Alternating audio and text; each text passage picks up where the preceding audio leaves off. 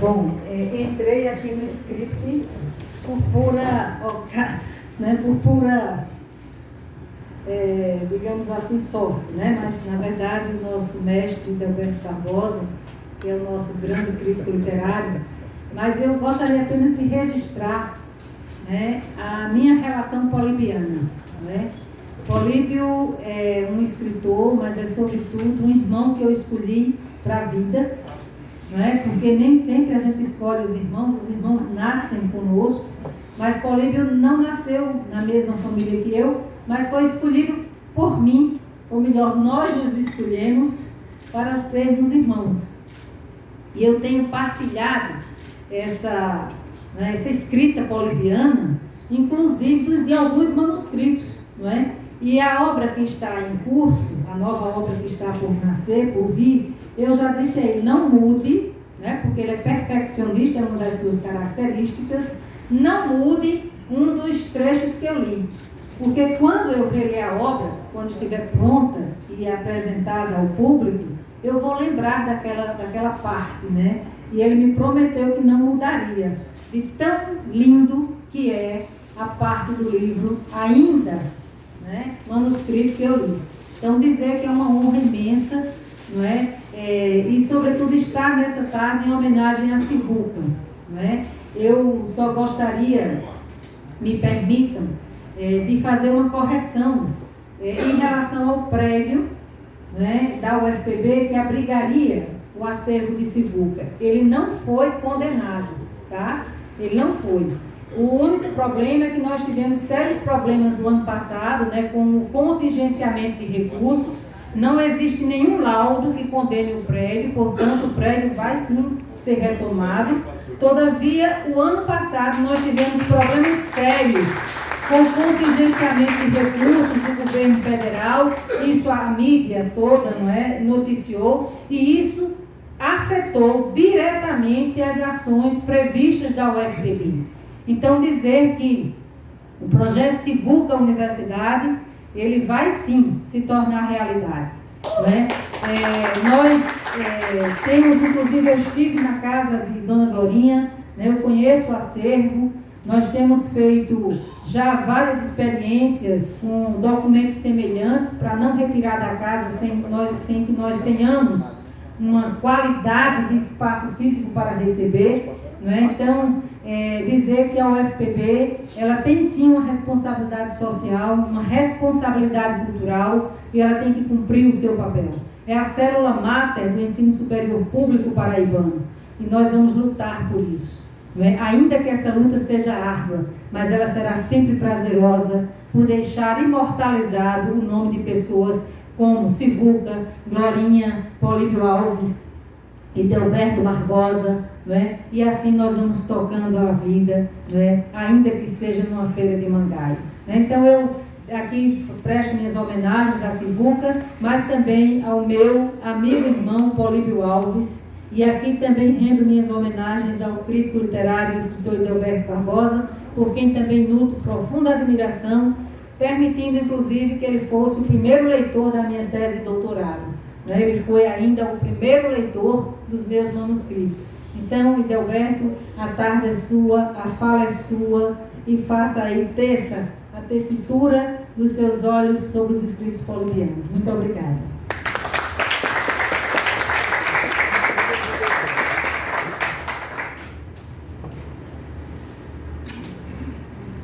Boa noite a todos. Agradecer ao movimento Sol das Letras, do Pôr do Sol Literário, na pessoa do amigo Eduardo Moura, Luque Pontes, Ana Paula. Agradecer aos que estão presentes aqui, meu confrade Chico Pereira, poetas, amigos, amigas, professores, enfim, todos que, em um gesto de amor à cultura, se deslocam num dia chuvoso, num dia difícil, num trânsito difícil, para viver um pequenino momento de compartilhamento em torno das artes, seja a música, hoje muito bem representada na figura de Sivuca e de Glorinha, que está aqui, minha querida amiga, das artes plásticas, através do grande artista e ilustrador Tônio, e em particular da literatura, essa arte mais áspera, mais difícil. Ouvindo a fala do Fernando Moura, ele disse algo que a mim mesmo chamava a atenção faz tempo. Ninguém vai atrás de música. A música é que vem atrás da gente. A gente ouve música, às vezes até sem querer. A gente é pego de surpresa, né? Digamos assim, somos vítimas da presença sonora, melódica, da música popular, erudita, enfim. A literatura não vem atrás da gente. A gente faz um esforço terrível para ir atrás da literatura, para buscar as palavras, comprar o livro, gastar um longo tempo com as expressões artísticas que se materializam no texto. Grato a Políbio, em particular, por me dar esse momento, mais esse, porque minha vida, ao longo do tempo, tem sido falar bem e mal dos autores paraibanos e falar de Políbio. Não é a primeira vez, como escritor e como amigo.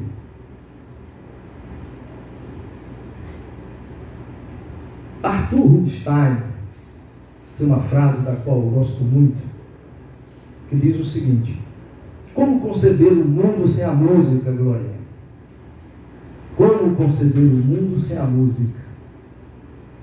Eu diria, como conceber o mundo sem a literatura? Até porque a literatura é a palavra se transmutando em música.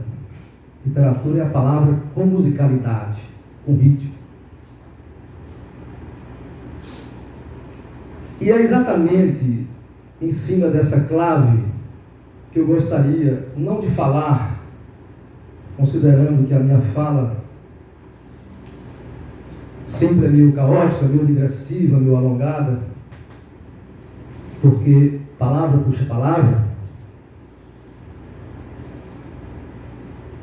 Eu gostaria de fazer seis considerações a partir de um pequeno texto que eu fiz hoje, depois do banho de chuva da manhã, ao calor da hora, em torno da minha relação com a figura do escritor, a figura humana, pessoal, mas, sobretudo, com a figura transformada em palavras, que é Políbio Alves.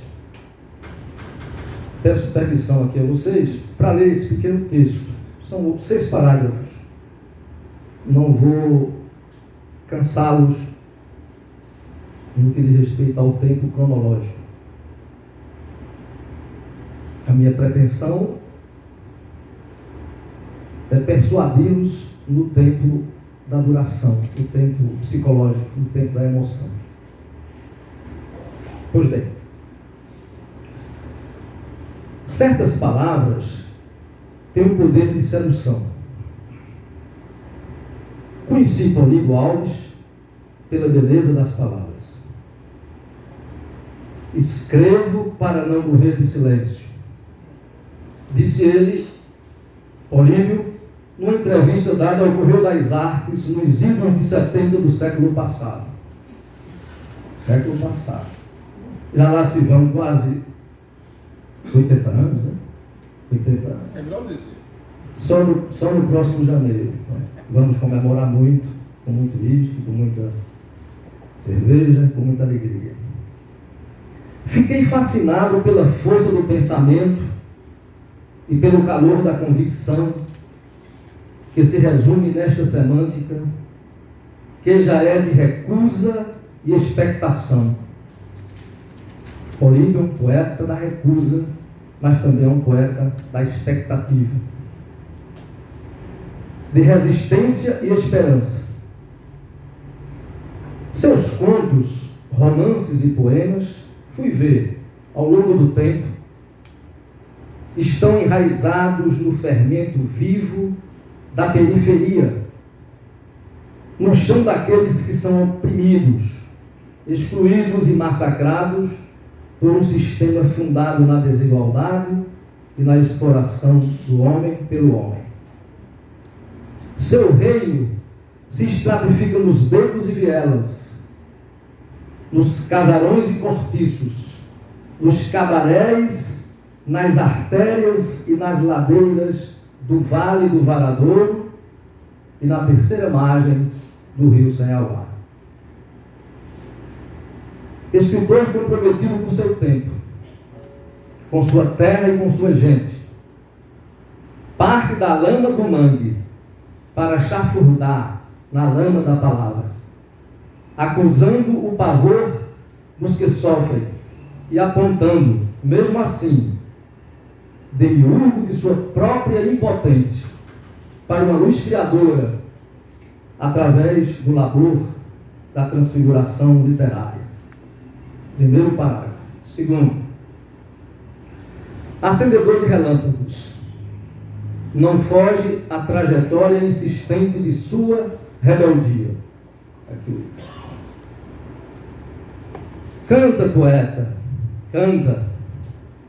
Viola o silêncio conformado.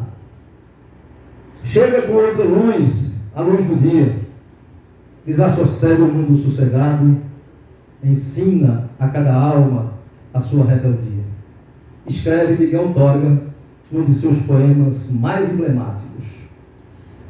Políbio e todo aquele que se socorre do candeeiro das palavras, quando o céu escurece, pode ser destinatário da mensagem do bardo português.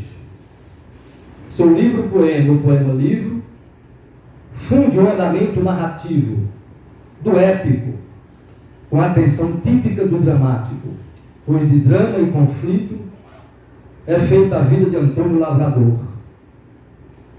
Funde-se também com a recordação, característica do lírico, uma vez que, pelo lirismo, isto é, pela subjetivação da matéria objetiva e temática, é possível trazer de volta o mundo ao coração. A lírica é exatamente isso, a capacidade de trazer o mundo de volta ao coração. Texto híbrido, portanto, anfíbio, de composição mesclada, assim como ocorre com os movimentos aquáticos de um outro poema mais antigo, O Varadouro. Terceiro parágrafo. São muitas as epígrafes. Diversos autores são evocados na sua voz singular, unidos, contudo, no tom e na perspectiva das falas insubmissas e inconformadas. Derek Walcott, Castro Alves, Eduardo Galeano, Eugênio Montale, Federico Garcia Lorca, Arthur Rimbaud, Albert Camus, Carlos Lijá, Jomar Muniz de Brito e tantos outros, tão diferentes no tempo e no espaço, irmanam-se aqui num apelo unânime de liberdade, que passa tanto pelos rios do conteúdo poético, quanto pelas fronteiras da forma literária. Políbio, poeta-leitor, leitor-poeta, inscreve na particularidade de cada epígrafe seus gestos solitários de leitura e dispersão pelas páginas do mundo. Essas epígrafes são como que biografemas, diria Barthes, a descortinar as ondas de intimidade de uma formação intelectual e artística, sempre em processo. A sua rebeldia, assim, fruto de seu talento individual, adere sem temor ao fluxo da tradição, procurando revê-la e reinventá-la. A vida, a vida, a vida, a vida só é possível reinventada, diz Cecília Meirelles, em versos que sempre me acompanham, assim como os livros, seja na paz ou na guerra, para lembrar Michel de Montaigne. Quarto parágrafo. O título do poema, em sua estrutura metafórica, abre bem a significação e potencializa, em múltiplas direções, sua função catafórica. Não tenho medo do termo, vou explicar. Isto é, o seu dizer acerca do tema, do assunto, dos motivos, do tempo, do lugar, da atmosfera, do clima, do ritmo, enfim, da mensagem que, se para o tecido do significante, chamando a atenção do leitor para a carne e o corpo da palavra, em sua textura poética, não é livre de seus sinais de referencialidade e a energia de seu vigor persuasivo. Título bom, título bonito, título essencial à qualidade intrínseca do poema, Acendedor de Relâmpagos. Quinto parágrafo. O poema possui uma moldura dialética, triádica. Primeiro, oráculos, apresentação dos fatos que vão constituir a saga de Antônio Lavrador. Depois, prenúncios, notícia dos tristes acontecimentos em que Antônio Lavrador se vê enredado em sua trajetória. E Kion, palavra grega, síntese de tudo que foi vivido, ressignificado, no entanto, pela capacidade simbólica e transfigurativa da palavra. Os gestos e o discurso como que fecham o ciclo do poema, abrindo, no entanto, para a transformação da vida. Os 5 poemas que compõem esta parte final, Kion, imprime à voz narrativa um timbre metalinguístico, já sinalizado na epígrafe de outro poeta, o gaúcho Carlos Nejar, que, entre aspas, diz assim: cale-se o que não se cala, o que não se calará nunca, fecha as aspas. É a poesia que não se calará nunca. Quero crer que o último poema, intitulado Amanhecência, e eu faria um trocadilho, a essência do amanhã, retoma o viés da resistência, da poesia como luz, relâmpago, que filtra os estreitos opressores da escuridão histórica e política. O poema de Políbio, em sendo poético na sua corporalidade verbal, corporalidade porque é coral, ou coralidade, né?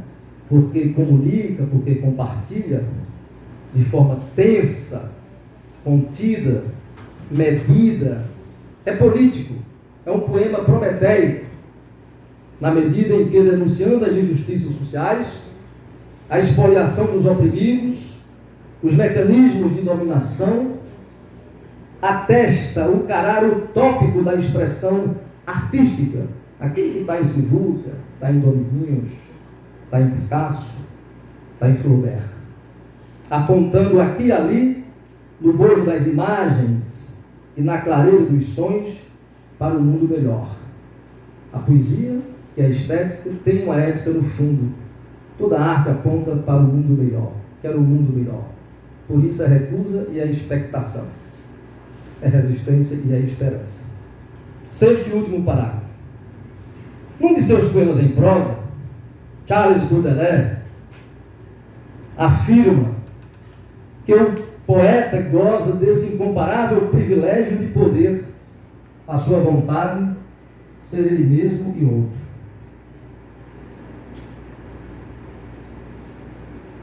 Penso que a medula da poesia consiste exatamente nisso: colocar-se no lugar do outro, ser o outro, assumir sua identidade e o seu lugar de fala. T.S. Eliot diria que é preciso conter a emoção e procurar despersonalizar-se. Eis aqui o ponto axial da lírica moderna, na qual Políbio se insere. Em Acendedor de Relâmpagos, o poeta Políbio Alves exercita esse gesto democrático, na medida em que a sua enunciação parece fundir a voz da persona, o personagem Antônio Lavrador, com a voz do próprio poeta. Poeta é também Antônio Lavrador, que trabalha a terra. Poeta, certamente é político, que trabalha a palavra. Lavrando, desculpem, a palavra da terra. Outro, lavrando a terra da palavra. No texto subidouro, da última parte, deparam-me com estes versos finais, que exemplificam bem o que quero dizer. Cito agora os versos do poema de Políbio. No alvo desse abrolho se reinventa a paisagem, na fúria das palavras, anelante vida, se há palavra. A vida se transforma em palavra por esse processo de lavração da terra e da lavração da linguagem. Vida e palavra no poema se misturam para, da palavra brotar, metaforicamente, as sementes da vida, à luz de um novo amanhecer. O livro poema de Políbio Alves, ao livro poema de Políbio Alves, posso aplicar, a título de remate dessas breves considerações, feitas hoje de manhã, no calor da hora, as palavras com que um velho professor crítico da minha particular admiração, chamado Alfredo Bose, o professor Bernadette deve se lembrar muito, as palavras com que Alfredo Bose conclui um iluminado ensaio intitulado Poesia e Resistência, num livro cujo título é O Ser e o Tempo da Poesia. Eu vou ler aqui um parágrafo agora de Alfredo Bose, para concluir essa breve apresentação. Vejam bem o que é que ele diz. O trabalho poético é às vezes acusado de ignorar ou suspender a praxis. Aquela coisa de achar que o poeta vive na lua, não está ligando para as coisas do dia a dia. Na verdade, é uma suspensão momentânea e bem pesadas as coisas, uma suspensão aparente. Eu quero dizer a vocês aqui, contando até uma particularidade do poeta, assumindo um pouco essa coisa de ser poeta. O poeta é o ser mais ligado em tudo. O poeta não se desliga. É o ser que está mais, quando eu digo poeta, estou dizendo o artista, é o ser que está mais dentro da disciplina do mundo, da ordem do mundo. Ele não se desliga de coisas do mundo. Está profundamente ligado. Aliás, isso é permanentemente um grande desconforto para o artista. Essa ideia de que o poeta está fora do mundo prático é uma ideia completamente equívoca. E a ideia de que o poeta vive na lua, o artista é indisciplinado, é alienado, irresponsável, sei lá, anda de calça meio desbotada, fuma maconha, etc. Tudo isso é muito falso. O artista é o ser mais disciplinado do mundo, sabe? Mais disciplinado do mundo. Ele está antenado com as solicitações que a vida, todos os dias, ordinariamente, lhe provoca. É um ser estressado.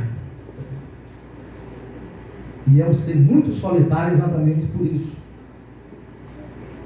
Porque ele está exatamente na permanente preocupação em capturar a sintaxe do mundo, a sintaxe das coisas. Imprimir uma organização que a realidade às vezes não possui.